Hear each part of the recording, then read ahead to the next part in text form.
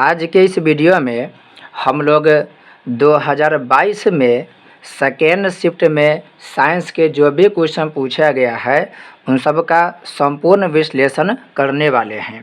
ये set number C हो गया और ये क्लास 10th के बिहार बोर्ड के क्वेश्चन हो गया।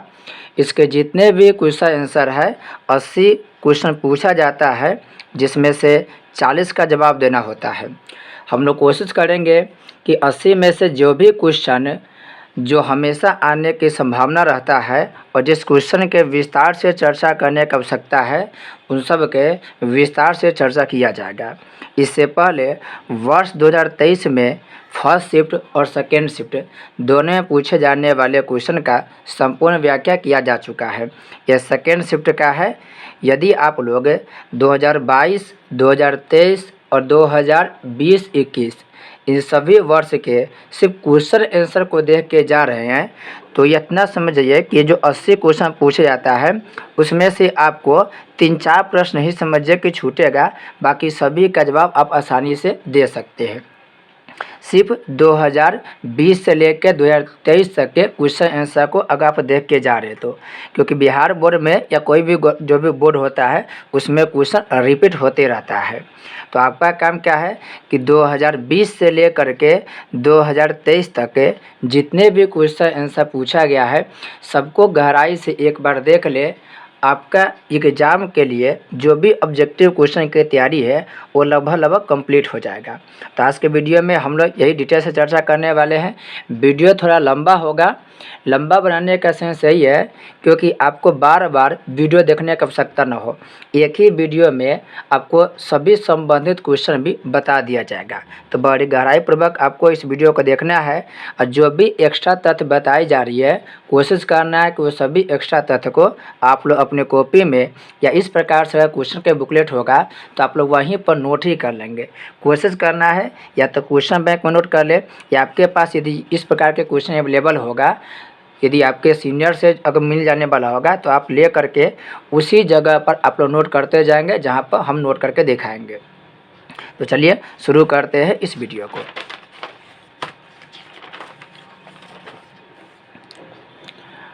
पहला प्रश्न कह रहा है ईंधन है सीएनजी, एलपीजी, लकड़ी।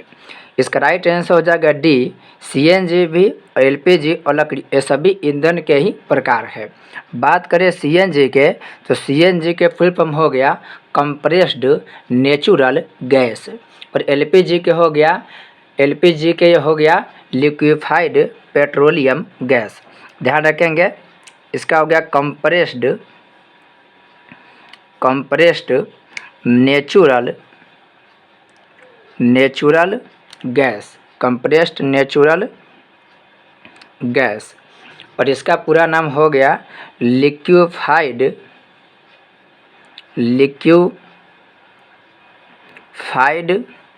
Petroleum gas.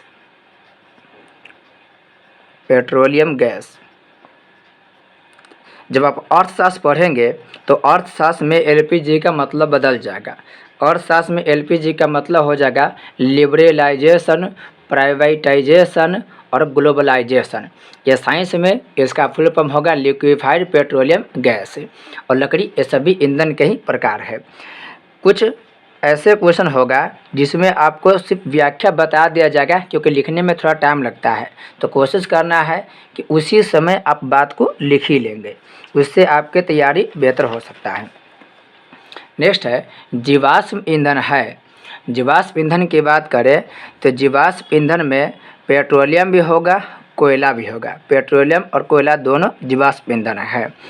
हजारों साल करोड़ों साल पहले जो भी पेड़ पौधा ज़मीन के नीचे चला गया उसी से कोयला का निर्माण हुआ है और पेट्रोलियम भी जीव जंतु के द्वारा ही ज़मीन के नीचे और समुद्र स्तर पर इसका निर्माण हुआ है। ये दोनों पूछा कैसा ईंधन के उदाहरण है तो ये दोनों अनवीकरणीय ईंधन का यानी ऊर्जा का उदाहरण है। नेक्स्ट है अमोनियम क्लोराइड का जलीय विलयन होता है। अमोनियम क्लोराइड के जलीय विलयन की बात करें तो इसका जलीय विलयन अम्लीय होता है। ऐसा माना जाता है कि 4 से लेकर के 6 के बीच में इसका पीएच मान होता है अमोनियम क्लोराइड के। तो आप जानते हैं कि 7 जिसका पीएच मान होता है वह उदासीन होता है, 7 से पहले जिसका पीएच मान होता है वो अम्लीय होता है और 7 के बाद जिसका पीएच मान होता है वो क्षारीय होता है। अमोनियम क्लोराइड 4 से 6 के बीच होता है। इसके सूत्र की बात की जाए तो अमोनियम के जानते NH4 होता है और क्लोराइड के क्या होता है Cl होता है। तो इसका हो जाएगा NH4Cl अमोनियम क्लोराइड का सूत्र। नेक्स्ट है एथेन का आणविक सूत्र C2H6 है। इसमें सहसंयोजक बंधनों की संख्या क्या है? देखिए आप पढ़े होंगे कि एक कार्बन रहता है तो मेथ होता है, 2 रहता है तो एथ होता है। आप ये सब आपको 1 से लेकर 10 तक के कार्बन की संख्या को याद किए होंगे। तो C2H6 का मतलब है कार्बन यहाँ पर 2 है। तो आप जानते हैं कि कार्बन हाइड्रोजन के साथ जुड़ा होता है, तो यहाँ पर 1 हाइड्रोजन होगा, यहाँ पर भी 1 होगा, यहाँ पर भी। आपको जहाँ जहाँ खाली स्थान देखे वहाँ पर 1 हाइड्रोजन यहाँ पर डाल दीजिए। अब आप खुद देखेंगे यहाँ पर तो यहाँ पर 3 हाइड्रोजन, यहाँ पर 3 हाइड्रोजन, 6 हाइड्रोजन के साथ यह कैसा बंधन बना रहा है? तो सहसंयोजक बंधन बना रहा है। लेकिन कार्बन और कार्बन के बीच में भी एक सहसंयोजक बंधन बन रहा है। तो 6 + 1 इसमें सहसंयोजक बंधन की संख्या कितना हो जाएगा? 7 हो जाएगा। आप पढ़ते होंगे कि जो बंधन होता है 2 प्रकार का होता है, एक होता है सहसंयोजक बंधन और एक होता है आयनिक बंधन। अब ये सहसंयोजक बंधन जो है वह अधातु के बीच होता है। तो आप देख सकते हैं कार्बन भी अधातु है, ये कार्बन और हाइड्रोजन भी अधातु है। अतः 2 अधातुओं के बीच में सहसंयोजक बंधन बनता है। और आयनिक बंधन की बात करें तो ये धातु अधातु के बीच में बनता है। इसका सूत्र क्या, इसका आंसर क्या हो जाएगा? D 7 हो जाएगा।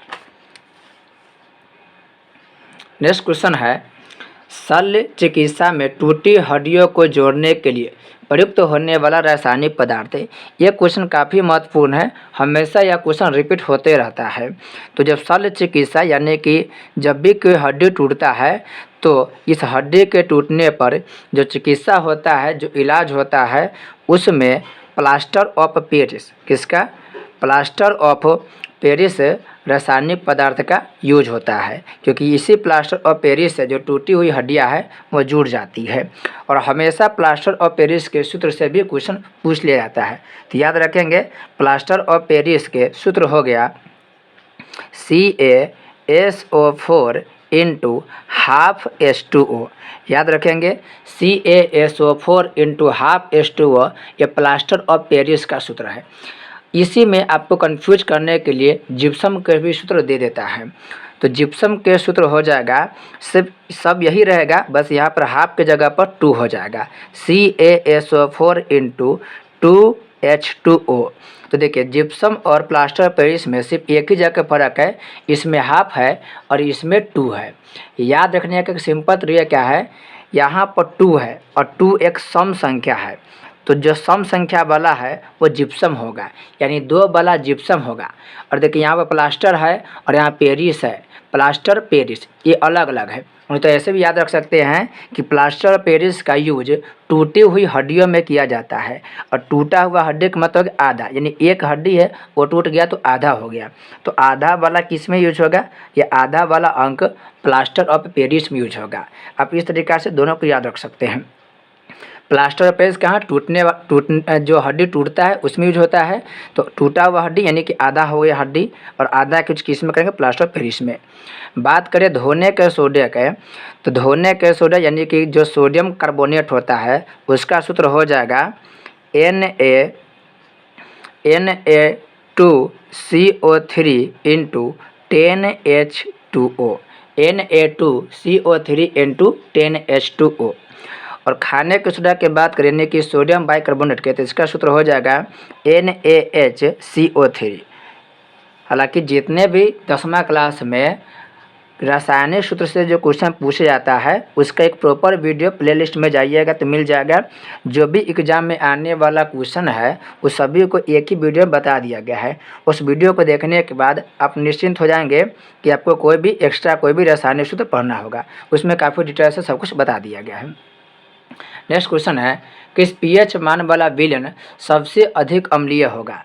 तो आप जानते हैं कि पीएच मान 0 से लेकर के 14 तक होता है और 7 वाला जिसका पीएच मान होता है वह उदासीन होता है, और जैसे जैसे पीछे की ओर जाएंगे उतना ही वह अम्लीयता ज़्यादा होगा, और जैसे जैसे आगे 14 की तरफ जाएंगे उसका पीएच मान बढ़ेगा और वह अधिक क्षारीय होते जाएगा। तो सबसे अधिक अम्लीय कौन होगा, जिसका पीएच मान जितना कम होगा उतना ही अम्लीय होगा। यानी कि इसमें देखेंगे तो एक जिसका पीएच मान है वह बहुत ज़्यादा अम्लीय होगा और यह कम अम्लीय, अम्लीय तो यह भी है लेकिन यह कम अम्लीय होगा। और 14 वाला क्या होगा, बहुत ज़्यादा क्षारीय होगा। 8 वाला भी क्षारीय होगा लेकिन 8 वाला कम क्षारीय होगा और 14 वाला बहुत ज़्यादा क्षारीय हो जाएगा। नेक्स्ट है एथाइन में कार्बन कार्बन परमाणुओं के बीच कितने सहसंयोजक बंधन होता है। आप यहाँ पे देखिए लिखे एथाइन, लास्ट में इसमें आएगा आइन शब्द आइन, और को पता है कि जब भी आइन शब्द आता है वह होता है ट्रिपल बॉन्ड। आप पढ़े होंगे एल्केन, एल्कीन और एल्काइन। तो देखिए एथाइन, एथाइन जब भी बोलेंगे तो लास्ट में आइन जैसा शब्द आएगा। तो आइन मतलब 3, यहाँ पे देखिए आइन है तो 3 हो जाएगा। एल्केन, एन शब्द आएगा तो सिंगल बॉन्ड, इन शब्द आएगा तो डबल बॉन्ड, और आइन शब्द आएगा तो ट्रिपल बॉन्ड। एथाइन में आइन शब्द है इसलिए इसका राइट आंसर हो जाएगा 3, ट्रिपल बॉन्ड हो जाएगा। नेक्स्ट है क्यूपराइट निम्नलिखित में किस धातु का अयस्क है। क्यूपराइट नाम से क्यूपराइट यानी कि कॉपर, इसका राइट आंसर हो जाएगा सी, कॉपर का अयस्क है। इसके अलावा एक और याद रखेंगे मैकेलाइट, मैकेलाइट ये भी कॉपर का ही क्या है, अयस्क है। कॉपर के कितना होगा, कॉपर के हो जाएगा 29, इसका 29 का परमाणु संख्या हो जाएगा। एल्युमिनियम का कितना होगा, 13 हो जाएगा। नेक्स्ट है निम्न में किसे रासायनिक दूत कहा जाता है। तो रासायनिक दूत हार्मोन्स को कहा जाता है, हार्मोन्स को रासायनिक दूत कहा जाता है। नेक्स्ट है पौधा के उत्सर्जी पदार्थ निम्न में से कौन है। ये भी क्वेश्चन हमेशा रिपीट करते रहता है, इसे भी ध्यान रखेंगे। पौधे के उत्सर्जी पदार्थ रेजिन भी है, गोंद भी है, टैनिन भी, यानी इनमें से डी सभी होगा। रेजिन से क्वेश्चन पूछता है कि बताइए रेजिन किस पौधे से निकलता है। तो याद रखेंगे चीड़ के पेड़ से रेजिन नामक उत्सर्जी पदार्थ निकलता है। उत्सर्जी मतलब पेड़ पौधे के लिए यह पदार्थ आवश्यक नहीं होता है, यह उसके लिए बेकार पदार्थ होता है। नेक्स्ट क्वेश्चन है मानव हृदय में कोष्ठों की संख्या कितना है। तो मानव हृदय में हृदय कोष्ठों की संख्या 4 होता है, 2 आलिंद 2 नीलय। मछली की बात करें तो मछली में हृदय की संख्या, हृदय 1 होता है और उसमें चैम्बर की संख्या यानी कोष्ठक की संख्या 2 होता है। मेढक की बात करें तो मेढक में हृदय तो 1 ही होगा, समय हृदय किसी किसी जंतु में हृदय ज़्यादा होता है, इसमें हृदय तो 1 होगा लेकिन कोष्ठकों की संख्या कितना होगा, 3, 2 आलिंद होता है और 1 नीलय होता है। नेक्स्ट है निम्न में कौन हेटेरोक्राइन ग्रंथि है। यकृत हेटेरोक्राइन ग्रंथि हो जाएगा। नेक्स्ट है पौधों में गैसों का आदान प्रदान होता है। तो पौधों में गैसों का आदान प्रदान डी इनमें सभी यानी वात रंध्र से भी होता है, रंध्र से भी होता है, जड़ की सतह से, यानी इनमें से सभी हो जाएगा। नेक्स्ट है निम्नलिखित में कौन पुरुष हार्मोन है। पुरुष हार्मोन की बात करें तो इसका राइट आंसर हो जाएगा टेस्टोस्टेरोन। टेस्टोस्टेरोन पुरुष हार्मोन है, जबकि यहाँ पर देखेंगे तो लिखा है एस्ट्रोजन, एस्ट्रोजन, और एक और होता है जिसका नाम है प्रोजेस्टेरोन, प्रोजेस्टेरोन। ये जो दोनों हार्मोन है ये दोनों महिला हार्मोन है यानी कि स्त्री हार्मोन। याद रखेंगे एस्ट्रोजन और प्रोजेस्टेरोन ये दोनों महिला हार्मोन है। टेस्टोस्टेरोन ज़्यादातर पुरुष में निकलता है, हालांकि महिलाओं में भी इसका स्राव होता है लेकिन बहुत ही कम मात्रा में होता है, इसलिए ये मुख्य रूप से इसे पुरुष हार्मोन माना जाता है, लेकिन ये दोनों महिला हार्मोन है, इनसे भी क्वेश्चन पूछा जाता है। नेक्स्ट क्वेश्चन हो गया, किण्वन क्रिया पाई जाती है, किण्वन क्रिया ईस्ट में पाई जाती है, किण्वन क्रिया ईस्ट में पाई जाती है। नेक्स्ट है, प्रकाश संश्लेषण होता है, प्रकाश संश्लेषण दिन में होता है, प्रकाश संश्लेषण दिन में होता है, रात्रि में प्रकाश के अभाव में प्रकाश संश्लेषण क्रिया नहीं हो पाती है। नेक्स्ट है, आयोडीन के निम्नलिखित में किस द्रव में घोलने से टिंचर आयोडीन बनता है। सबसे इम्पोर्टेंट तथ्य यहाँ पर ध्यान देना होगा, एक यहाँ पर टिंचर आयोडीन। अब टिंचर आयोडीन किससे बनता है, तो यह बनता है एल्कोहल और आयोडीन से। आयोडीन और एल्कोहल का जब मिश्रण होता है तब टिंचर आयोडीन बनता है। लेकिन एल्कोहल में भी क्वेश्चन पूछता है कौन सा एल्कोहल, तो एथिल एल्कोहल। तो याद रखेंगे, एथिल एल्कोहल और आयोडीन को जब घोल बना देते हैं तब उससे टिंचर आयोडीन प्राप्त होता है। बात करें कार्बन टेट्राक्लोराइड के, तो इसका सूत्र पूछ लेता है कभी कभी, तो याद रखेंगे CCl4, CCl4 ये कार्बन टेट्राक्लोराइड के रासायनिक सूत्र है। नेक्स्ट है, डालडा में उपस्थित वसा अम्ल किस प्रवृत्ति का होता है, यह होता है असंतृप्त प्रवृत्ति का असंतृप्त प्रवृत्ति का होता है। अगर एथिल एल्कोहल के अगर सूत्र कहा जाए तो देखिए आप एथिल जैसे एथेन पढ़े हैं, तो एथेन के में होता है, आप कार्बन पढ़े होंगे कि कार्बन 1 मेथ होता है, कार्बन 2 एथ होता है।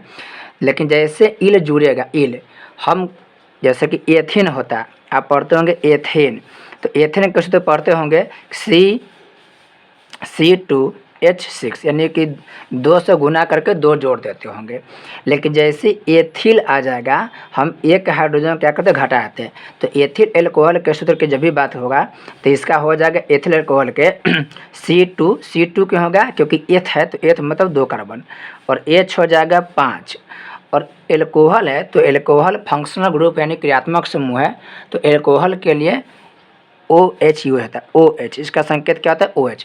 तो एथिल एल्कोहल का सूत्र क्या हो जाएगा C2H5OH, C2H5OH। जैसे इल आएगा, इल तो एक हाइड्रोजन को हम लोग क्या करते हैं जी, घटा देते हैं। नेक्स्ट है, प्रोपेनोन का क्रियाशील मूलक है। क्रियाशील मूलक का मतलब होता है फंक्शनल ग्रुप, 11th में खूब पढ़ना पड़ता है, इसके लिए अलग ही चैप्टर रहता है। तो प्रोपेनोन, ओन करा नोन, तो इसका राइट आंसर हो जाएगा C double bond O, CO यह होता है प्रोपेनोन। और OH अभी बताया, OH जब भी बात करेगा तो होगा alcohol, alcohol. C double OH जब भी बात करेगा, C डबल OH तो यह हो जाएगा कार्बोक्सिलिक एसिड, कार्बोक्सिलिक कार्बोक्सिलिक थोड़ा सा देख लेंगे, कार्बोक्सिलिक अम्ल या carboxylic acid C double OH। और CH जब भी रहेगा यह हो जाएगा aldehyde group, aldehyde group, aldehyde group हो जाएगा। O रहता है तो ईथर हो जाता है, OH रहता है तो एल्कोहल हो जाता है, CO रहता है तो कीटोन हो जाता है, C डबल OH होता है कार्बोक्सिलिक एसिड हो जाता है, और CH तो एल्डिहाइड होता है। तो फंक्शनल ग्रुप याद रखना पड़ता है जब आप कार्बन और उसके यौगिक पढ़ते हैं, यानी जब आप केमिस्ट्री के चैप्टर नंबर 4 पढ़ते हैं तो उसमें ये बहुत ज़्यादा काम आता है। इसी की वजह से आप लोग IUPAC नाम लिख पाते हैं, तो ये बड़ा इंपॉर्टेंट होता है, इसको सही से याद करने की आवश्यकता होता है, क्योंकि इसके बिना आप लोग जो सूत्र होता है रासायनिक समीकरण उसका नाम IUPAC ने वो लिख नहीं सकते, इसे ध्यान रखना पड़ता है। आपको बुक में चार्ट दिया होगा, लिस्ट दिया होगा, उसको इसमें आप देख सकते हैं। जब आपको चार्ट दिया होगा लिस्ट, उसको देखिएगा, सब कुछ आपको आसानी से समझ में आ जाएगा। अब है इथिलीन है, तो बात करें इथिलीन के, तो इथिलीन को ही बोलते हैं ओलेफिन, तो इसका राइट आंसर क्या हो जाएगा, ओलेफिन हो जाएगा। नेक्स्ट है, निम्नलिखित में कौन जीवाश्म ईंधन नहीं है। जीवाश्म ईंधन बोला नहीं है, तो पेट्रोलियम जीवाश्म ईंधन है, कोयला भी जीवाश्म ईंधन है, प्राकृतिक गैस भी, जबकि बायोगैस नहीं। इसका राइट आंसर हो जाएगा जीवाश्म का मतलब है जो जीव के अंश द्वारा बना, जीव के अंश द्वारा जो बना हुआ है।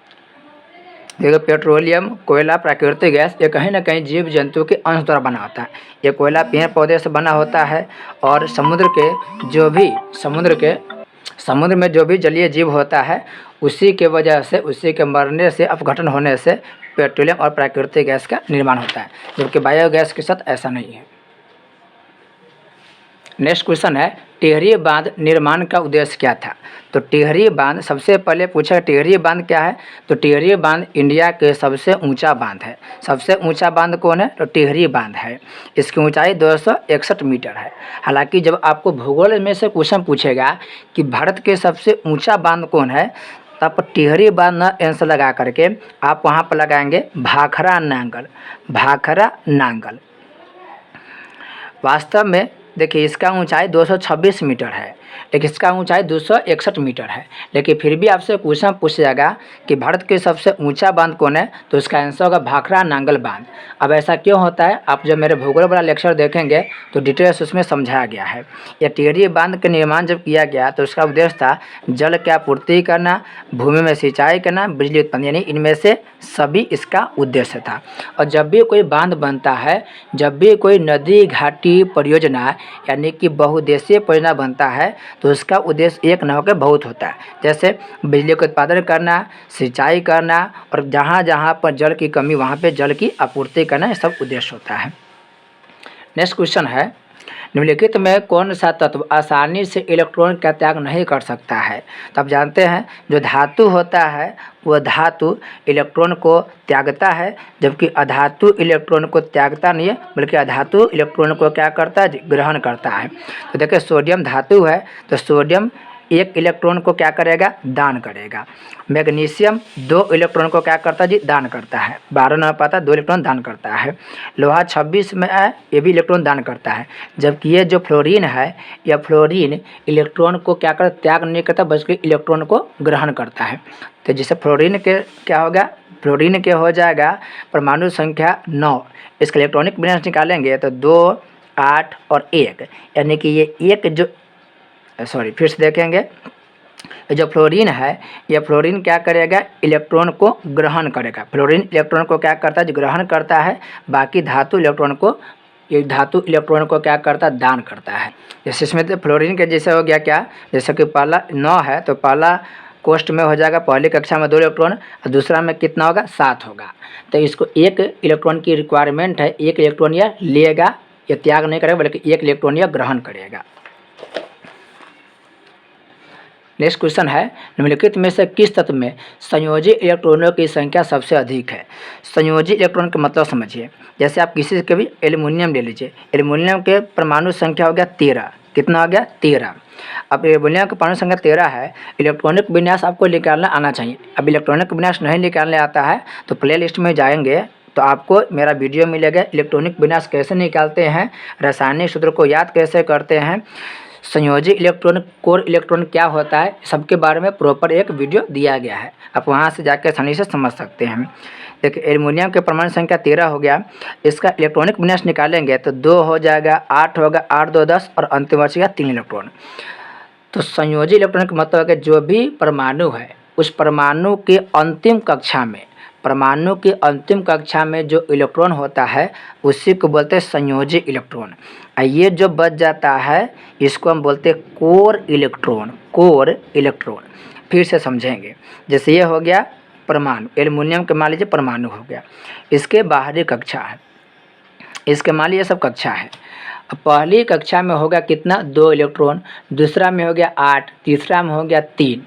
तो जो अंतिम कक्षा में जो इलेक्ट्रॉन है तो अंतिम कक्षा के इलेक्ट्रॉन को ही बोलते हैं संयोजी इलेक्ट्रॉन।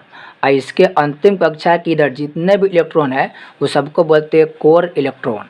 अब यही संयोजी इलेक्ट्रॉन जब भी कहीं बंधन बनेगा तो वही बंधन बनाने में यह संयोजी इलेक्ट्रॉन भाग लेता है।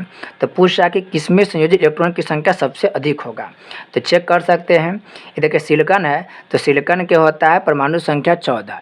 इलेक्ट्रॉनिक विन्यास निकालेंगे तो 2 8 10 और 4, संयोजी इलेक्ट्रॉन कितना हो जाएगा, 4 होगा। यहाँ पर फास्फोरस है, इसका परमाणु संख्या आता है 15। इसका इलेक्ट्रॉनिक विन्यास निकालेंगे तो 2 8 10 और 5 15, तो इसका हो जाएगा संयोजी इलेक्ट्रॉन 5। एल्युमिनियम को बताया था, एल्युमिनियम कितना होगा 3, और सोडियम के 2 8 10 1। तो देखिए सोडियम के संयोजी इलेक्ट्रॉन 1 है, एल्युमिनियम के 3 है, सिलिकॉन के 4 हो गया, और फास्फोरस के कितना हो गया, 5 हो गया। इस तरीके से राइट आंसर क्या हो जाएगा, पी फास्फोरस। इसमें संयोजी इलेक्ट्रॉन की संख्या सबसे अधिक है। नेक्स्ट है, एक वयस्क मनुष्य में कितने दांत होते हैं? तो वयस्क मनुष्य में दांतों की संख्या 32 है। 32। देखिए बच्चा में दांत की संख्या कम होता है क्योंकि उसमें चौ जो होता है जिसे हम बोलते हैं मोलर, एक होता है प्री मोलर और मोलर, उसमें से एक मोलर नहीं होता है, एक प्री मोलर नहीं होता है, और जो चौ होता है मोलर उसके भी संख्या नहीं होता है। लेकिन जैसे जैसे वो वयस्क होते जाता है उसमें सभी प्री मोलर मोलर सभी दांतों की संख्या आ जाता है। उस तरीके से उसमें कितना होता है? 32 दांत हो जाता है।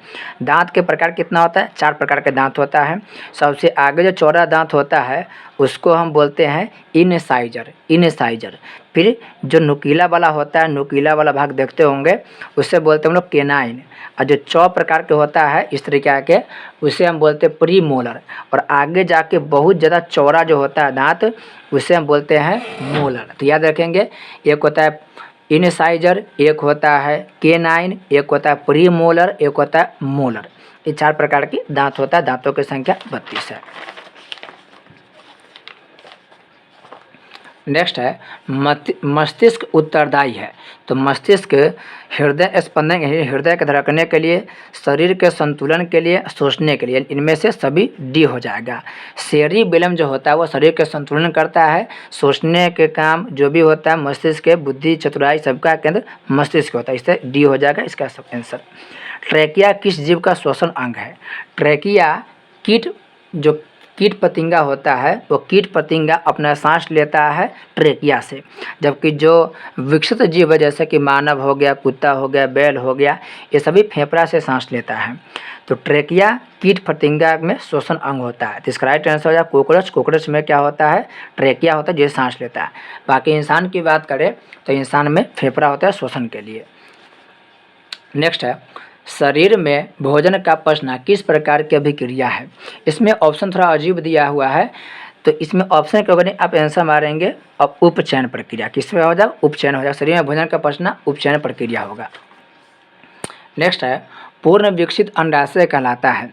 पूर्ण विकसित अंडाशय जो है वो फल होगा, यही अंडाशय विकसित होकर के फल का निर्माण करता है। नेक्स्ट है, एक स्त्री में कौन से लिंग गुणसूत्र मिलते हैं? तो लिंग गुणसूत्र की बात करें तो होगा XX, जबकि पुरुषों में कहे तो पुरुषों में क्या हो जाएगा? मेल में जो कहेगा मेल में, तो मेल में XY हो जाएगा। लिंग गुणसूत्र अलग होता है और बाकी गुणसूत्र अलग होता है। मानव में गुणसूत्र की संख्या होता है 23 जोड़ी। देखिए 23 जोड़ी होता है और संख्या में 46 जोड़ी। तो जो 22 जोड़ा लिंग सूत्र होता है, 22 जोड़ी जो होता है क्रोमोसोम, उसे बोलते हैं सामान्य क्रोमोसोम। और जबकि एक जोड़ा जो गुणसूत्र होता है उसे हम बोलते हैं सेक्स क्रोमोसोम, यानी कि लिंग क्रोमोसोम। तो पुरुष में XY, महिलाओं में XX होता है। और जब भी ये ऐसा हो जाएगा तो इससे महिलाओं की मात्रा ज़्यादा हो जाएगा। जो भी बच्चे जन्म लेंगे उसमें महिला के गुण की संख्या बढ़ेगा, इसमें देखेंगे तो भी महिला के गुण की संख्या बढ़ जाएगा। नेक्स्ट है, मृतोपजीवी का उदाहरण है। मृतोपजीवी का उदाहरण है गोबर छत्ता। गोबर छत्ता के जगह पर आप मशरूम भी याद रख सकते हैं। मशरूम, कहीं पर गोबर छत्ता है कहीं पर मशरूम, यानी जो मशरूम है गोबर छत्ता है, यह मरे हुए जीव जंतु को खा करके अपना जीवन यापन करता है।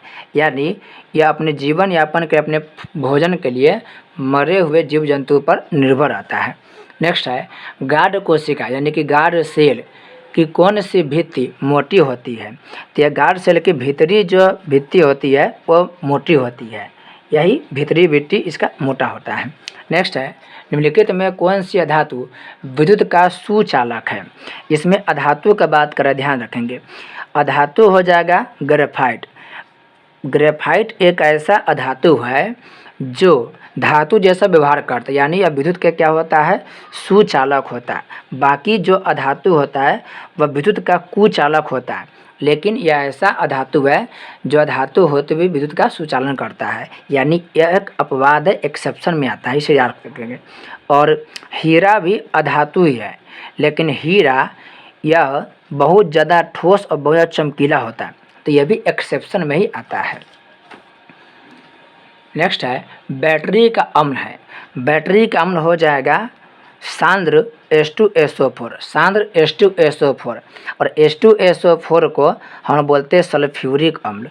सल्फ्यूरिक अम्ल, सल्फ्यूरिक अम्ल क्या हो जाएगा? H2SO4 का पूरा नाम हो जाएगा सल्फ्यूरिक अम्ल। नेक्स्ट है कली चूना का रासायनिक सूत्र है। कली चूना का जो रासायनिक सूत्र हो जाएगा वो हो जाएगा CaO कैल्शियम ऑक्साइड। CaCO3 से क्वेश्चन खूब पूछता है, याद रखेंगे CaCO3 से चूना पत्थर के सूत्र क्या हो जाएगा CaCO3। फिर क्वेश्चन पूछ लेगा कि बताइए संगमरमर के सूत्र क्या होगा, संगमरमर के वो भी हो जाएगा CaCO3। फिर पूछा खड़िया या चौक का सूत्र क्या होगा, तो ये भी हो जाएगा CaCO3। मतलब CaCO3 बहुत सारे तत्वों के देखिए इसका अलग अलग नाम है, चूना पत्थर के भी होगा, संगमरमर, खड़िया चौक, सबके रासायनिक सूत्र CaCO3 हो जाएगा। तो ये पोटेंट हो जाता है, इसको याद रखेंगे। और यहाँ पर देखें CaOH2 है, तो चूना जल के हो जाता है। यह किसका सूत्र हो जाएगा, चूना जल के। यह हो जाएगा बुझा हुआ चूना, यह हो जाएगा बिना बुझा हुआ चूना। ये दोनों को पढ़ना पड़ता है, केमिस्ट्री जब सेकेंड चैप्टर पढ़ेंगे तो इसमें डिटेल से पढ़ना पड़ता है। नेक्स्ट है आयोडीन युक्त नमक है। आयोडीन युक्त नमक के आप पढ़ते होंगे कि घेंघा रोग को दूर करने के लिए आयोडीन युक्त नमक का प्रयोग किया जाता है। तो आयोडीन युक्त नमक कौन है, तो NaCl + Ki, NaCl + KiO3, यानी A और B दोनों हो जाएगा। नेक्स्ट है प्लास्टर ऑफ पेरिस का रासायनिक नाम है। आपको बताया था प्लास्टर ऑफ पेरिस के फार्मूला के बारे में CaSO4 × ½ उसमें हम बताते हैं ½ होता है, CaSO4 × ½ और इसी को हम लोग बोलते हैं कैल्शियम सल्फेट अर्धहाइड्रेट, इसका राइट आंसर। लेकिन आप इस पर ध्यान न दे करके आप इंग्लिश वाला टर्म पर ध्यान देंगे। जब भी आप 11th-12th में जाएंगे तो आपको इंग्लिश वाला शब्द को ज़्यादा ध्यान देना पड़ता है। तो उसको हम बोलते हैं कैल्शियम सल्फेट हेमीहाइड्रेट, ये याद रखेंगे, हेमीहाइड्रेट बोलते हैं, हेमीहाइड्रेट मतलब कि जो आधा होता है, देखिए यहाँ पर आधा है, इसी को बोलते हैं हेमीहाइड्रेट। यहाँ पर इंग्लिश वाला शब्द को ज़्यादा ध्यान देंगे। लेकिन आप लोगों के जब यहाँ पर ऑप्शन जब भी क्वेश्चन पूछता है तो क्वेश्चन पूछने में हिंदी इंग्लिश दोनों देता है, और ज़्यादातर जो टर्म यूज होता है वो इंग्लिश का ही यूज होता है, तो आप इस पर भी विशेष ध्यान देंगे। नेक्स्ट है लौंग तेल किस प्रकार का सूचक है। लौंग तेल किस प्रकार का सूचक है, यह क्वेश्चन में ऑप्शन बड़ा अलग दिया हुआ है। देखिए लौंग के तेल प्राकृतिक और गंध दोनों का सूचक है, ये दोनों प्रकार के सूचक उदाहरण है। लेकिन जब भी आपसे क्वेश्चन पूछे कि लौंग तेल और ऑप्शन में प्राकृतिक गंधीय दोनों दो, तो प्राथमिकता आपका गंधीय देंगे, क्योंकि लौंग के जो तेल को हम सूंघ करके पहचान जाते हैं कि किसका तेल है। हालांकि प्राकृतिक भी आंसर होगा, लेकिन सटीक आंसर की बात करें तो गंधीय हो जाएगा। नेक्स्ट है घरेलू गैस LPG का मुख्य अवयव है। LPG बताया था आपको, लिक्विफाइड पेट्रोलियम गैस, और लिक्विफाइड पेट्रोलियम गैस में आइसोब्यूटेन का यूज करते हैं। आइसोब्यूटेन ना दे तो सिर्फ ब्यूटेन का आप लगा सकते हैं। मेथेन जानते ही CH4 होता है, प्रोप 3 कार्बन को प्रोप बोलते हैं, 2 कार्बन को एथ बोलते हैं। नेक्स्ट है C16 फ्लोरीन की आकृति निम्नलिखित में से किसकी ऐसी होती है, तो C16 को बोलते हैं फ्लोरीन बोलते हैं, क्या बोलते हैं, फ्लोरीन। और इसकी आकृति की बात करें तो फुटबॉल की तरह होता है। क्वेश्चन कभी कभी ये भी पूछ लेता है कि बताइए फ्लोरीन में कितने कार्बन होता है, तो फ्लोरीन में 60 कार्बन होता है, फ्लोरीन में 60 कार्बन होता है। और अमेरिका के एक वैज्ञानिक थे जिसका नाम है बंकमिस्टर फ्लोरीन के द्वारा ही ये जो फ्लोरीन का संरचना है वो प्रकाशित किया गया। यानी वही बताए थे कि फ्लोरीन के जो आकृति होती है वह फुटबॉल की आकृति की तरह होता है। नेक्स्ट क्वेश्चन है लेंस की आवर्धन का एसआई मात्रक है। यह काफ़ी महत्वपूर्ण है, क्वेश्चन पूछा जाता है इससे। लेंस के आवर्धन का एसआई मात्रक होता ही नहीं है, यह जो है मात्रक विहीन होता है। याद रखेंगे, इसका कोई भी मात्रक नहीं होता है, यानी यह मात्रक विहीन होता है। बहुत सारा कॉम्पिटिटिव एग्जाम में भी इससे क्वेश्चन पूछा जाता है। नेक्स्ट है किसी अंतरिक्ष यात्री को आकाश कैसा प्रतीत होता है, तो यह काला रंग का प्रतीत होता है। जब आप अंतरिक्ष में जाएंगे तब आप आकाश को देखेंगे तो वहाँ पर कैसा दिखाई देगा, काला काला दिखाई देगा आपको। नेक्स्ट क्वेश्चन है गोलीय दर्पण के परावर्तक पृष्ठ की वृत्ताकार सीमा रेखा का व्यास क्या कहलाता है। यह कहलाता है गोलीय दर्पण का द्वारक। जैसे कोई भी दर्पण है, मान लीजिए कोई भी दर्पण है, जैसे ये दर्पण है, तो यहाँ से यह अवतल, मान लीजिए अवतल दर्पण है, तो यहाँ से यहाँ तक का जो हिस्सा होता है उसे हम बोलते हैं द्वारक। इसको क्या बोलेंगे, गोलीय दर्पण का द्वारक। नेक्स्ट है किस दर्पण में दूर की वस्तु का प्रतिबिंब सदैव सीधा होता है? तो सदैव की बात बोला कि हमेशा सीधा किसमें होता है? दो तरह का दर्पण होता है, एक होता है उत्तल, एक होता है अवतल। हालांकि समतल भी दर्पण होता है, लेकिन इसमें जो सदैव सीधा की बात करें तो इसका राइट आंसर हो जाएगा उत्तल। उत्तल में कैसा होता है? सीधा। समतल और अवतल में देखिए, अवतल में उल्टा प्रतिबिंब बन जाता है, सीधा भी बनता है, लेकिन सदैव की बात बोल रहा है तो इसमें उल्टा सीधा दोनों बन जाता है। समतल में सीधा तो बनता है, लेकिन यह पार्श्व उल्टा होता है, पार्श्व उल्टा हो जाता है। अब आपको उल्टा, पार्श्व, उल्टा, सीधा का मतलब समझिए। जैसे मान लेते हैं कि एफ है, कि हम एफ लिखे हैं। अब एफ लिखे हैं तो यह एफ अगर ऐसे हो जाएगा, यानी देखिए ये बड़ा हिस्सा ये आगे मतलब ऐसे लिखा गया, इसको बड़ा छोटा पर नहीं समझिएगा। देखिए ये जो हिस्सा ऊपर है, ये हिस्सा इधर आगे नीचे, तो हो जाएगा उल्टा। ये कैसा होगा? उल्टा हो जाएगा। लेकिन वही जब ऐसे हो जाएगा तो इसको बोलते हैं पार्श्व उल्टा। पार्श्व उल्टा का मतलब है दायां की जगह बायां, बायां की जगह दायां दिखाई दे। उल्टा का मतलब है सर की जगह पाँव और पाँव की जगह सर दिखाई दे। और सीधा जो सिंपल मतलब सीधा, वो इसी प्रकार से दिखाई देगा, ये सीधा हो गया। ठीक है, ऐसा देखेंगे तो ऐसे। जब आप गाड़ी चलाते हैं या मोटरसाइकिल और फोर व्हीलर के जो शीशा लगा होता है बगल में, उसमें जब ट्रक को देखते हैं या गाड़ी को देखते हैं या पेड़ को दिखते हैं तो वैसा ही आपको दिखाई देगा, जैसा है वैसा ही दिखाई देगा। बाकी दर्पण के साथ क्या होता है कि कुछ ना कुछ थोड़ा बहुत कमी मिलता है। अवतल में तो उल्टा देखा, जैसे गाड़ी को देखेंगे, अगर अवतल दर्पण को लगा लेंगे तो गाड़ी देखेंगे तो उसका चक्का ऊपर की दिखाई देगा। समतल दर्पण में क्या होगा? पार्श्व उल्टा होगा, दायां की जगह बायां, बायां की जगह दायां, इससे काम चल जाएगा। लेकिन चूँकि बड़ा, इसके लिए ना बड़ा प्रतिबिंब, इसका अगर समतल दर्पण को लगाना होगा गाड़ी में तो हमको बहुत बड़ा दर्पण रखना पड़ेगा, क्योंकि अगर 10 मीटर के कोई वस्तु है तो उसको 10 मीटर के वस्तु को देखने के लिए हमको 5 मीटर के समतल दर्पण की आवश्यकता होता है। अगर हम 5 मीटर के दर्पण लगा ही लेंगे बगल में तो उसके लिए फिर जगह कहाँ से बचेगा, इसलिए हम लोग उत्तल दर्पण का यूज करते हैं, क्योंकि उत्तल दर्पण छोटा होता है और बहुत बड़ा बड़ा वस्तु को बहुत ही छोटा प्रतिबिंब बना देता है। तो अगर सदैव सीधा की बात करें तो इसका राइट आंसर कौन हो जाएगा? उत्तल हो जाएगा। नेक्स्ट है कह कि अवतल दर्पण की फोकस दूरी हो, अवतल दर्पण की फोकस दूरी, अवतल दर्पण की फोकस दूरी ऋणात्मक होती है। और अवतल दर्पण के साथ साथ अगर अवतल लेंस से पूछेगा तो भी उसकी फोकस दूरी क्या होगा? ऋणात्मक होगा। जबकि आपसे पूछेगा उत्तल दर्पण और उत्तल लेंस तो उसका क्या होगा? धनात्मक हो जाएगा। नेक्स्ट है किस दर्पण में हमेशा वस्तु से छोटा प्रतिबिंब प्राप्त होता है? जब भी क्वेश्चन पढ़ेंगे तो सावधानी से पढ़ेंगे कि क्वेश्चन क्या कर रहा है। यहाँ पर है कि किस दर्पण से हमेशा, हमेशा शब्द पूछा, हमेशा वस्तु से छोटा प्रतिबिंब, तो हमेशा जब भी बात होगा तो वह उत्तल दर्पण होगा। उत्तल दर्पण में हमेशा वस्तु से छोटा प्रतिबिंब प्राप्त होता है। देखिए अवतल दर्पण में भी छोटा प्रतिबिंब बनता है, क्योंकि जब आप अवतल दर्पण पढ़े होंगे, हालांकि इसका पूरा एक वीडियो दे दिया गया, ट्रिक से याद करवाएं हम। अब यहाँ पर देखिए, यहाँ पर पी हो गया, एफ हो गया, सी हो गया, अनंत हो गया। तो जब अनंत पर वस्तु रखते हैं तो उसका बनता है प्रतिबिंब फोकस पर, और ये बहुत ही छोटा बनता है।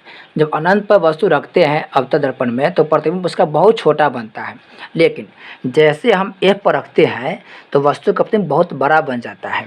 तो अवतल दर्पण में छोटा भी बनता है, बड़ा ही बनता है और बराबर ही बनता है, जबकि उत्तल दर्पण में हमेशा और हमेशा प्रतिबिंब छोटा ही बनेगा। देखिए स्टूडेंट गलत करके आया है अवतल, इसमें हमेशा की बात बोला है।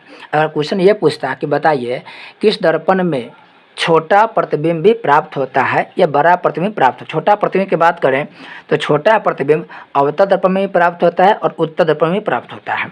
लेकिन यहाँ पर हमेशा की बात कर रहा है, इससे इसका राइट आंसर क्या हो जाएगा? उत्तर हो जाएगा। नेक्स्ट है प्रकाश का प्राथमिक वर्ण। प्रकाश का प्राथमिक वर्ण 3 है, उसका ट्रिक याद रखेगा, निहला, निहला, निहला, नी से नीला, ह से हरा, ला से लाल, नीला, हरा, लाल, ये तीनों प्राथमिक रंग है, बाकी सब सेकेंडरी यानी कि द्वितीयक रंग होता है। नेक्स्ट है तारों का टिमटिमाना प्रकाश की किस घटना को दर्शाता है? तो तारों का टिमटिमाना प्रकाश के अपवर्तन को दर्शाता है, प्रकाश के अपवर्तन को दर्शाता है। जब आप देखते होंगे किसी बोतल में, किसी बर्तन में जब पेंसिल रखते हैं या छड़ी रखते हैं तो मुड़ जाता है, वो भी प्रकाश के अपवर्तन से ही दिखाते हैं, वो भी प्रकाश के अपवर्तन से ही समझ किया दिखाई देता है। नेक्स्ट है लेटेक्स समानता कहाँ पाया जाता है। तो लेटेक्स जो है ये भी एक उत्सर्जी पदार्थ है। ये पीपल के पेड़ में, पीला कनेर में, बरगद में, सभी में दिखाई देता है। पीला कनेर जैसे गांव देहात में आप लोग झरकरेल के पेड़ बोलते हैं, उसे बोलते हैं कनेर यानी कि पीला। ये पीला रंग के होता है इसलिए पीला कनेर बोलते हैं। गाँव देहात में इसे झरकरेल के नाम से जानते हैं। नेक्स्ट मानव मूत्र में यूरिया की प्रतिशत मात्रा होती है। तो यूरिया के प्रतिशत पूछेगा तो 2%। यूरिया कितना 2%, जबकि जल पूछेगा तो जल होता है 96%। तो देखिए 96% जल और 2% क्या होता है, 2% यूरिया होता है। बाकी 2% में अन्य पदार्थ आता है। इसलिए आप देखते होंगे कि जब भी रेगिस्तान में या किसी भी दुर्गम क्षेत्र में कोई वीरान जगह में कोई व्यक्ति फंस जाता है तो उसे सलाह दिया जाता है कि उस खराब स्थिति में इंसान अपना यूरिन यानी कि मूत्र भी पी सकता है, सेवन कर सकता है, क्योंकि उस मानव मूत्र में 96% तो जल की मात्रा है। अतः उसके पीने से कोई ज़्यादा शरीर पर खराब प्रभाव यानी हानिकारक प्रभाव नहीं पड़ता है। तो आप देखते होंगे बहुत सारा ऐसे टीवी शो है जिसमें दिखाया था कि जीवन के लिए सर्वाइवल कैसे कर सकते, संघर्ष कैसे कर सकते खराब परिस्थिति में, उसमें यह भी बात बताया जाता है, क्योंकि इसमें पानी की मात्रा बहुत ज़्यादा होता है। तो याद रखेंगे यूरिया यानी हानिकारक पदार्थ की मात्रा मात्र 2% है, अधिकतर पानी की ही मात्रा होती है। नेक्स्ट है भ्रूण का विकास होता है। तो भ्रूण के विकास गर्भाशय में होता है, भ्रूण का विकास गर्भाशय में, जबकि निषेचन की क्रिया फैलोपियन ट्यूब में होता है। यानी मादा के अंडाणु और पुरुष के शुक्राणु, मादा के अंडाणु और पुरुष के शुक्राणु दोनों मिलता कहाँ है, तो दोनों मिलता है फैलोपियन ट्यूब में मिल जाता है। नेक्स्ट है निकट दृष्टि दोष में किस लेंस का प्रयोग किया जाता है। तो निकट दृष्टि दोष में अवतल लेंस का प्रयोग करते हैं और दूर दृष्टि दोष में उत्तल लेंस का प्रयोग करते हैं। इसको याद करने का तरीका समझिए। देखिए निकट दृष्टि दोष में निकट के वस्तु साफ साफ दिखाई देता है, नाम है निकट दृष्टि दोष, लेकिन इसमें साफ साफ निकट के वस्तु ही दिखाई देता है, दूर के वस्तु ठीक से नहीं दिखाई देता है। और दूर दृष्टि दोष में दूर के वस्तु सही से दिखाई देता है, निकट के वस्तु सही से दिखाई नहीं देता है। अब इसको याद रखिए कैसे, कौन दोष में कौन सा लेंस के प्रयोग करते हैं। तो दूर दृष्टि दोष में उत्तल लेंस और निकट दृष्टि दोष में अवतल लेंस। देखिए दूर में 2 शब्द है, उत्तल में 3 शब्द है, यानी बीमारी के नाम में भी देखिए कम शब्द और लेंस के भी नाम में कम शब्द। निकट में 3 शब्द, इसमें 4 शब्द, इसमें 4 देखिए 1 2 3 4 अक्षर है। तो याद रखेंगे जिसका बीमारी के नाम छोटा तो लेंस के भी नाम छोटा, बीमारी का नाम बड़ा लेंस के भी नाम बड़ा है। तो दूर दृष्टि दोष में उत्तल लेंस का प्रयोग करते हैं, निकट दृष्टि दोष में अवतल लेंस का प्रयोग करते हैं। बीमारी के नाम के ठीक उल्टा होता है, दूर दृष्टि दोष में दूर के वस्तु दिखाई देता है, निकट के वस्तु ठीक से दिखाई नहीं देता है। नेक्स्ट है लेंस की क्षमता का मात्रक डायोप्टर है। ये बहुत सारा क्वेश्चन पूछा गया है, इसको याद रखेंगे, हमेशा क्वेश्चन रिपीट होते रहता है। लेंस की क्षमता डायोप्टर में मापा जाता है। नेक्स्ट है 1 किलोवाट घंटा बराबर होता है, 1 किलोवाट घंटा बराबर होता है 3.6 × 10⁶ जूल, 3.6 × 10⁶ जूल के बराबर होता है। कार्य के आप पढ़ते होंगे, कार्य के जो ऐसा मात्रक होता है वो क्या होता है, जूल होता है, कार्य के ऐसा मात्रक जूल। नेक्स्ट है प्रकाश के चाल न्यूनतम होता है, न्यूनतम मतलब सबसे कम किस में होता है।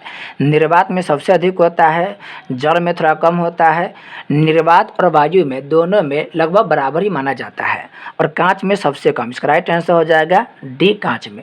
निर्वात में कितना होगा, तो निर्वात में 3 लाख किलोमीटर प्रति सेकंड, 3 लाख किलोमीटर 1 सेकंड में चलता है। लगभग वायु में भी इतना ही माना जाता है। देखिए हालांकि वायु में इससे कम होता है, लेकिन इतना ही माना जाता है। तो जब पूछेगा आपसे कि निर्वात में, वैक्यूम में या वायु में प्रकाश की चाल कितना होता है, तो 3 लाख किलोमीटर प्रति सेकंड, यानी 1 सेकंड में 3 लाख किलोमीटर चल जाता है। जल की बात करें तो 2,25,000 होता है, 2,25,000 किलोमीटर प्रति सेकंड। देख लेंगे जीरो के। कांच में कितना होगा, कांच में 2 लाख किलोमीटर प्रति सेकंड, कितना होगा 2 लाख किलोमीटर प्रति सेकंड कांच में। तो याद रखेंगे। निर्वात में कहे तो 3 लाख किलोमीटर प्रति सेकंड, जल में 2,25,000 किलोमीटर प्रति सेकंड, और कांच में कहे तो 2 लाख किलोमीटर प्रति सेकंड। तो देख सकते हैं आप लोग कि सबसे कम किस में, कांच में, सबसे अधिक किस में, तो निर्वात में सबसे अधिक है। नेक्स्ट है, निम्न में से किस लेंस की फोकस दूरी धनात्मक होती है। धनात्मक की जब भी बात करें तो उत्तल लेंस में धनात्मक होता है, अवतल लेंस में ऋणात्मक होता है। नेक्स्ट है, वायुमंडल में नाइट्रोजन की मात्रा, नाइट्रोजन 78% है। कार्बन डाइऑक्साइड की बात करें तो 0.03%, कितना होगा CO2 0.03%, और 21% पर क्या है, तो 21% पर ऑक्सीजन है। 21% पर ऑक्सीजन है, 78% पर नाइट्रोजन है, और CO2 0.03%। हालांकि अब इसका मात्रा बढ़ गया है, अब 0.04% कहा जाता है। पहले कितना था, 0.03% था। नेक्स्ट है, प्रकृति में पृथ्वी पर ऊर्जा का मुख्य स्रोत क्या है। तो प्रकृति में पृथ्वी पर ऊर्जा का सबसे मुख्य स्रोत सूर्य के प्रकाश है। सूर्य के प्रकाश सबसे बड़ा ऊर्जा का क्या है, स्रोत है। नेक्स्ट क्वेश्चन है, द ओरिजिन ऑफ स्पीसीज नामक पुस्तक किसने लिखा। खूब क्वेश्चन पूछता है, याद रखेंगे, चार्ल्स डार्विन लिखा। Charles Darwin the origin of species नामक पुस्तक लिखा है। नेक्स्ट है, ओजोन के अणु में ऑक्सीजन की परमाणु की संख्या दर्ज होती है। ओजोन O3 होता है, इसमें कितना होगा, तो 3 होगा। इसका राइट आंसर कितना होगा, 3 हो जाएगा। ओजोन में कितना होगा, ऑक्सीजन के 3 परमाणु होता है। नेक्स्ट है, पौधे में प्रकाश संश्लेषण का स्थान है। पौधे में प्रकाश संश्लेषण कहाँ होता है, तो क्लोरोप्लास्ट में होता है। कहाँ होता है, क्लोरोप्लास्ट। माइटोकॉन्ड्रिया क्या करता है, माइटोकॉन्ड्रिया ऊर्जा बनाता है। कोशिका के देखिए, यह कोशिका की ऊर्जा गृह क्या है, माइटोकॉन्ड्रिया, यही ऊर्जा बनाने का काम करता है। नेक्स्ट है, परिशेषिका हिस्सा है। परिशेषिका को हम लोग बोलते हैं, याद रखिए, जैसे कि आप पढ़ते होंगे अपेंडिक्स। अपेंडिक्स एक अवशेषी अंग है। अपेंडिक्स जब भी देखते होंगे, आप पाचन तंत्र पढ़ते होंगे, तो पाचन तंत्र में सबसे लास्ट में आप बड़ी आंत पढ़ते होंगे, और बड़ी आंत को जब पढ़ते होंगे आप, इसे समझने की कोशिश करेंगे। ये बड़ी आंत है, अब बड़ी आंत के इसी हिस्सा पर देखेंगे तो उंगली नीमा आकार के अपेंडिक्स होता है। ये एक अवशेषी अंग होता है। हालांकि वैज्ञानिक द्वारा अभी खोज किया गया है कि ये अवशेषी अंग नहीं है, इसका भी कुछ ना कुछ काम है, लेकिन हम लोग पढ़ते आ रहे हैं कि यह एक अवशेषी अंग होता है। तो ये जो अवशेषी अंग है, ये आहार नाल का एक हिस्सा होता है। तो परिशेषिका, इसको इंग्लिश में बोलते हैं अपेंडिक्स। ये कैसा है, तो आहार नाल का क्या है, हिस्सा है। परिशेषिका को क्या बोलते हैं, इंग्लिश में अपेंडिक्स बोलते हैं। और ये बड़ी आंत छोटी आंत के जहाँ पर मेन जगह होता है, मिलन स्थल, वहीं पर यह होता है परिशेषिका, यानी कि अपेंडिक्स। एक खाद्य श्रृंखला में तीसरे पोषी स्तर पर हमेशा कौन होता है। खाद्य श्रृंखला में सबसे जो निम्न स्तर पर है वो होता है उत्पादक। उत्पादक के आगे दूसरे स्थान पर आता है शाकाहारी, फिर तीसरे स्थान पर आता है मांसाहारी, और फिर आता है अपघटक। तो तीसरे स्थान पर कौन आ जाएगा, मांसाहारी आ जाएगा, यानी कि जो भी बाघ, शेर, चीता है वह मांसाहारी, वह तीसरे स्तर पर आएगा। नेक्स्ट है, निम्न में से कौन से समूहों में केवल जैव निम्नीकरणीय पदार्थ है। जैव निम्नीकरणीय का मतलब होता है जो आसानी से सड़ गला जाए, जो आसानी से अपघटित हो जाए, यानी कि वह फिर प्रकृति में यानी मिट्टी में मिल जाए। और जैव अनिम्नीकरणीय का मतलब होता है जो आसानी से विघटित नहीं हो। तो इसमें ऑप्शन देखेंगे, घास मिल जाता है जी, पुष्प यानी फूल मिल जाता है, चमड़ा भी मिल जाता है। तो इसका राइट आंसर ए नंबर हो जाएगा, ये सब के सब मिल जाएगा। इसमें देखिए प्लास्टिक जैव अनिम्नीकरणीय होता है, न कि निम्नीकरणीय। प्लास्टिक जल्दी गलता नहीं है। इसमें देखेंगे तो स्टील भी जल्दी नहीं गलेगा, शीशा और टाइम लगाता है। तो तीनों में देखिए ये सब पदार्थ जल्दी नहीं गलता है, यानी ये अजैव अनिम्नीकरणीय है। जबकि ये तीनों क्या है, जैव निम्नीकरणीय, आसानी से यह प्रकृति में फिर विघटित हो जाएगा, खत्म हो जाएगा। नेक्स्ट है, किसी विद्युत बल्ब का अनुमतांक 220 वोल्ट तथा 100 वाट है। जब इसे 110 वोल्ट पर प्रचलित करते हैं तब इसके द्वारा उपयुक्त शक्ति होगी, यानी पावर पूछा है, पी पूछ रहा है। हालांकि देखिए जितने भी आपको इस प्रकार के क्वेश्चन है उसका एक अलग वीडियो में सबको बता दिया गया है। 2000 समझिए आपको 15 से लेकर 2023 तक के जितने भी आपके फिजिक्स में और केमिस्ट्री में न्यूमेरिकल टाइप का क्वेश्चन पूछा गया, सबके संपूर्ण विश्लेषण किया जा चुका है, यानी सबका व्याख्या किया जा चुका है। आप वहाँ से भी देख सकते हैं, क्योंकि ऐसा क्वेश्चन जब बनाया जाता है तो काफ़ी लंबा टाइम होता है। हालांकि यह एक क्वेश्चन बना दे रहे हैं, अगली बार जब भी 2021-22 जो भी किसी का सोल्यूशन किया जाएगा उसमें आपको इसका सिर्फ आंसर बताया जाएगा, न्यूमेरिकल का आंसर बताया जाएगा। आपका उसका राइट आंसर जा करके किसी अन्य वीडियो में जिसमें दिया गया डिटेल से उसमें जाकर देख सकते हैं आप। इसका जैसे यहाँ पे देखिए V दिया 220 वोल्ट, W दिया है 100 और 110 वोल्ट पर प्रसारित करने पर पूछा पावर क्या होगा। तो देखिए आपको ये क्वेश्चन ना आपको बहुत बार 2 नंबर में पूछता है, तो आपसे 2 नंबर जब क्वेश्चन पूछेगा तब आपको बना कर दिखाना पड़ेगा। तो देखिए इसमें दिया हुआ है आपको विद्युत शक्ति दिया हुआ है, विद्युत शक्ति कितना दिया हुआ है हम डिटेल से बना दे रहे हैं। विद्युत शक्ति इसमें दिया है 100 वाट। फिर विभवांतर की बात करें, विभवांतर थोड़ा सा पेंसिल ठीक से नहीं चल रहा है लेकिन थोड़ा मैनेज कर लेंगे आप। विभवांतर की बात करें तो यह आपको दिया हुआ है 220 वोल्ट, 220 वोल्ट। अब इसमें 110 वोल्ट पर कर प्रचलित कराने पर, यानी कि V डैश की बात करें तो यह 110 वोल्ट दिया हुआ है। अब इसमें पूछ रहा है कि शक्ति को पूछा है तो आपको R बराबर पता होगा, प्रतिरोध पता होगा, R बराबर यह सूत्र पता होना चाहिए। R बराबर सूत्र होता है V² V²/P। और V², V के मान कितना दिया हुआ तो 220 दिया हुआ है, तो स्क्वायर है तो 220 गुने 220 लिख सकते हैं। और P के मान कितना दिया हुआ है 100 दिया हुआ है।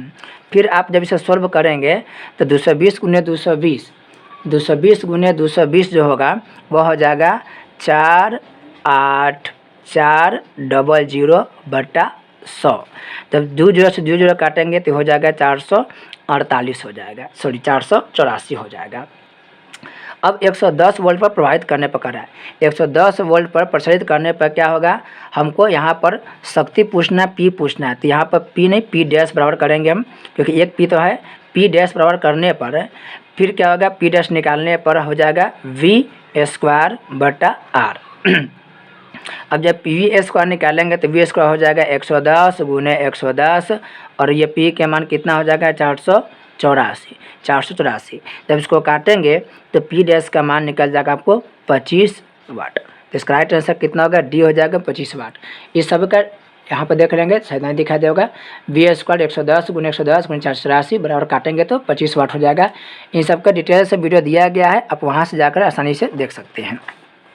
नेक्स्ट है 66 नंबर क्वेश्चन है, निम्नलिखित में से कौन किसी लंबे विद्युत धारावाही तार के निकट चुंबकीय क्षेत्र का सही वर्णन करता है। इसका राइट आंसर हो जाएगा चुंबकीय क्षेत्र की संकेंद्रीय क्षेत्र रेखाओं के केंद्र तार होता है। चुंबकीय क्षेत्र की संकेंद्रीय क्षेत्र रेखाओं का केंद्र तार होता है। नेक्स्ट है प्रतिरोधकता का एसआई मात्रक होता है। प्रतिरोधकता का एसआई मात्रक ओम मीटर होता है। कौन होगा, ओम मीटर होता है। नेक्स्ट क्वेश्चन है, जब एक से अधिक प्रतिरोधक श्रेणी क्रम में जुड़े होते हैं तब कौन सी भौतिक राशि उसमें समान रहती है। कौन सी भौतिक समान रहती है, तो विद्युत धारा समान रहती है, विभवांतर बदलते रहते हैं, विद्युत धारा समान रहती है। नेक्स्ट है अनवीकरणीय ऊर्जा है। अनवीकरणीय का मतलब है वैसा ऊर्जा जिसका प्रयोग एक बार कर लेंगे तो वह समाप्त हो जाएगा, दोबारा नहीं मिलेगा। जबकि नवीकरणीय की बात करें तो नवीकरणीय वैसा ऊर्जा होता है जिसका प्रयोग लगातार करते रहते हैं फिर वह समाप्त नहीं होता है। तो ये समाप्त होने वाला की बात कर रहा है। तो कोयला से प्राप्त ऊर्जा समाप्त हो जाता है, महासागर से प्राप्त ऊर्जा कभी समाप्त नहीं होगा, सौर ऊर्जा हमेशा मिलेगा, पवन द्वारा ऊर्जा हमेशा मिलते रहेगा। यानी ये सभी नवीकरणीय है और ये अनवीकरणीय है। नेक्स्ट है एक पारदर्शी गोलीय कवच की बाहरी त्रिज्या 20 सेंटीमीटर तथा भीतरी त्रिज्या 19.8 सेंटीमीटर है। त्रिज्या आपतित प्रकाश के लिए कैसे व्यवहार करेगा, यह अवतल लेंस की भांति क्या करके व्यवहार करेगा। नेक्स्ट है ऊर्जा के 2 अनवीकरणीय स्रोत। अनवीकरणीय का मतलब बताए थे, अनवीकरणीय मतलब जो समाप्त होगा, यूज करेंगे समाप्त हो जाएगा। तो देखिए जैव मात्रा, जैव में तो बहुत कुछ आ जाएगा तो ये समाप्त नहीं होगा। गोबर गैस और जैव मात्रा ये समाप्त नहीं होगा। पेट्रोलियम और कोयला ये दोनों ऐसा ऊर्जा का स्रोत है जो समाप्त हो जाने वाला है। नेक्स्ट है उत्तम ऊर्जा का स्रोत, उत्तम ऊर्जा मतलब कर रहा है कि सबसे ऊर्जा किसे, अच्छा ऊर्जा किसे कहेंगे, तो अच्छा ऊर्जा वही होगा जो सरलता से मिल जाए, यानी सुलभ हो, सुलभ मतलब मिल जाए, जो प्रति एकांक आयतन अथवा प्रति एकांक द्रव्यमान में अधिक काम करे, मतलब उसकी क्षमता करा कि ज़्यादा हो, जिसका भंडारण तथा परिवहन आसान हो, यानी डी इसमें से सभी हो जाएगा। क्वेश्चन पूछता है कि बताइए सबसे अच्छा ईंधन कौन होता है।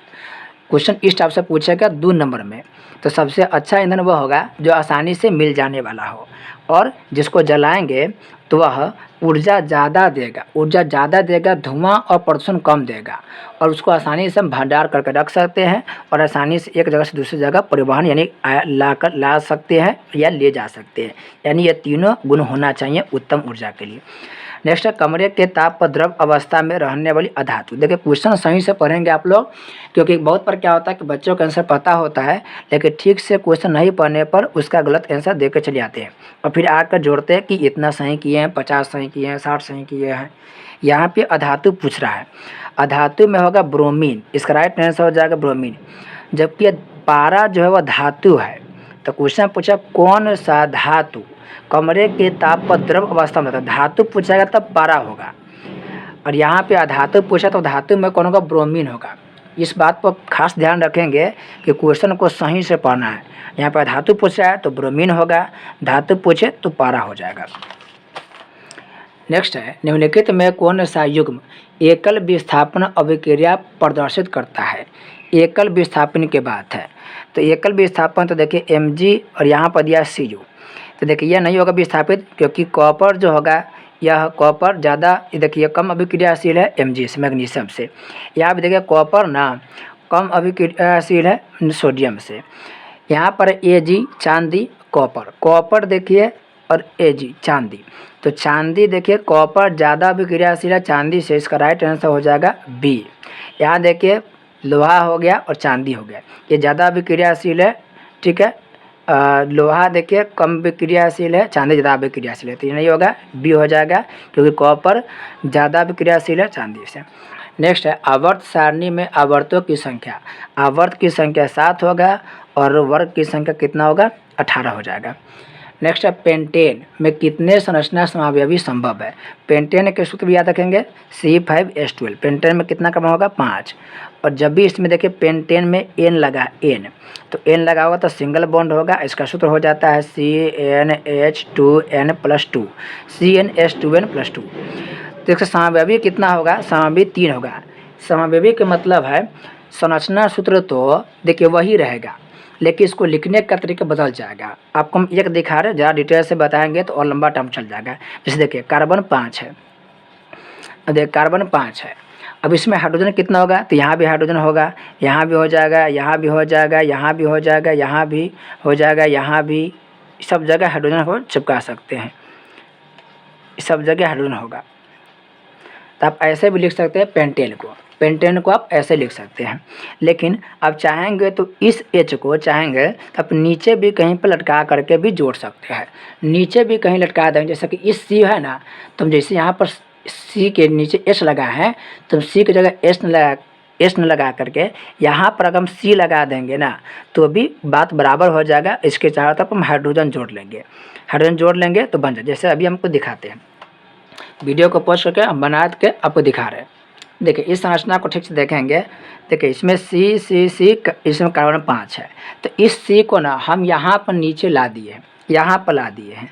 अब देखिए यहाँ पर कितना हो गया, 1 2 3 4, यहाँ पर जो C है 5 कार्बन हो गया, तो 5 कार्बन है और सब में सिंगल बॉन्ड लगा है तो हो जाएगा ये पेंटेन।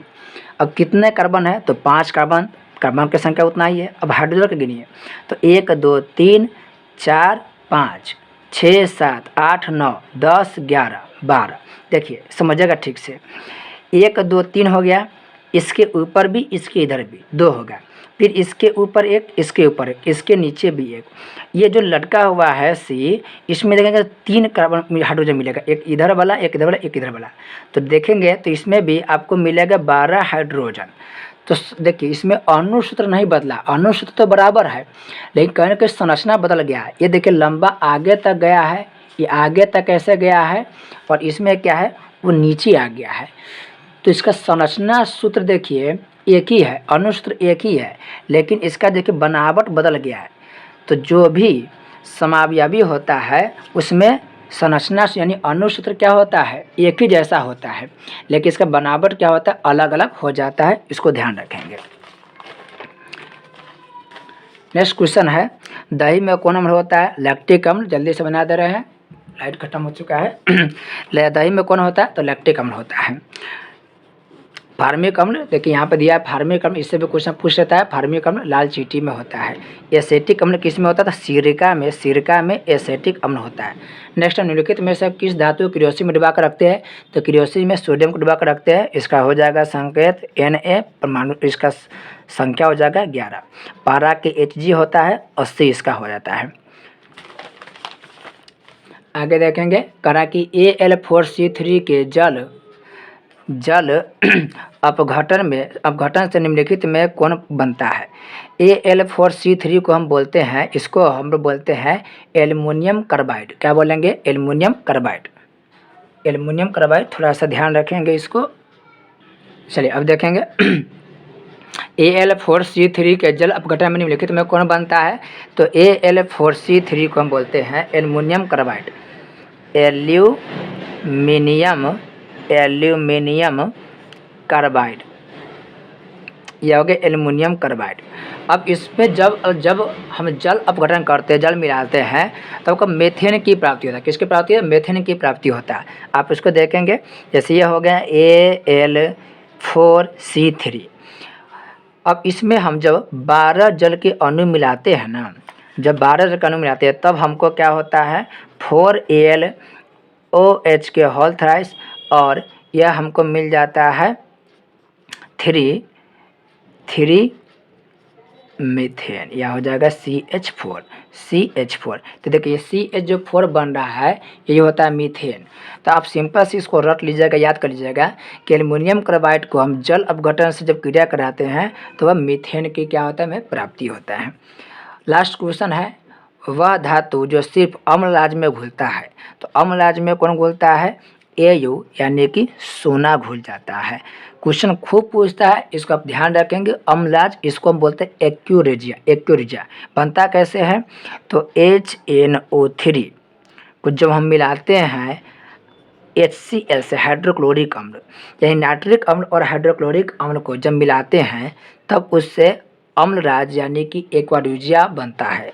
और यह इतना प्रबल अम्ल होता है कि वह सोना को भी अपने में घुला लेता है।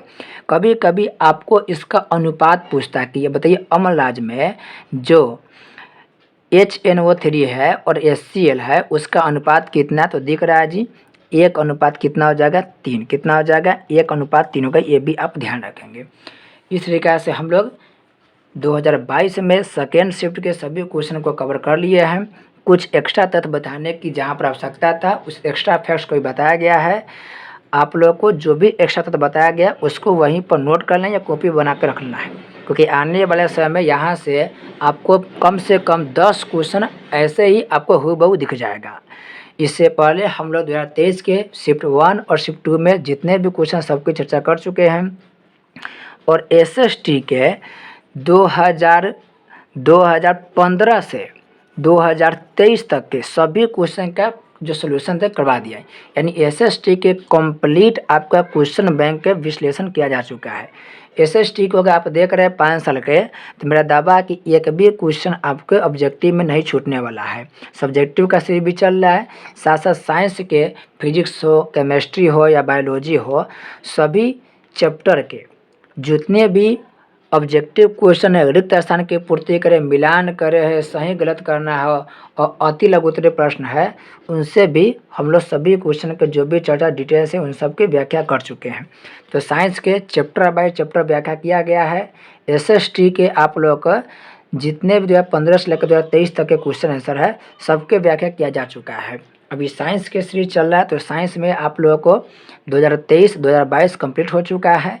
9th के भी समझे कि पैरेलल चल रहा है। 9th के भारतीय भवन के समझे कि फिजिक्स, 9th के केमिस्ट्री कवर हुआ है, कुछ हिस्ट्री पूरा कवर करवा चुके हैं, ज्योग्राफी चल रहा है। 10th के हिस्ट्री के ऑब्जेक्टिव ज्योग्राफी के ऑब्जेक्टिव, पॉलिटिकल साइंस का हो चुका है, इकोनॉमिक्स वहाँ बचा हुआ है। तो लगभग जो भी कंटेंट है लगभग सारा कुछ कवर हो रहा है। आप लोग का काम है कि जो भी आपको ऑब्जेक्टिव वाला टेंशन है, सब्जेक्टिव वाला, आप प्ले लिस्ट में जाएंगे, आपको हर चीज़ की प्ले लिस्ट बनाया गया है, वहाँ पर जाके आप एक एक चीज़ को देख सकते हैं। वीडियो आपको कैसा लगता है, क्या सुधार करने की आवश्यकता है, आप अपनी प्रतिक्रिया अवश्य देंगे। जो भी कुछ सुधार करने की आवश्यकता होगा उसे ज़रूर पूरा किया जाएगा। धीरे धीरे वीडियो में सुधार होता है। आप लोग का हमेशा कमेंट की प्रतीक्षा रहता है। तो जैसे ही आप कुछ सुधार के आपको बताने, आप जब भी कोई सुधार के बात बताएंगे उसका जरूर पालन किया जाएगा। तो हम लोग के यहीं पर वीडियो समाप्त करते हैं। फिर एक अन्य वीडियो में हम मिलेंगे जिसमें से 2022 के जो फर्स्ट में क्वेश्चन पूछा गया है उसका व्याख्या किया जाएगा। तो मिलते हैं एक नए वीडियो के साथ, तब तक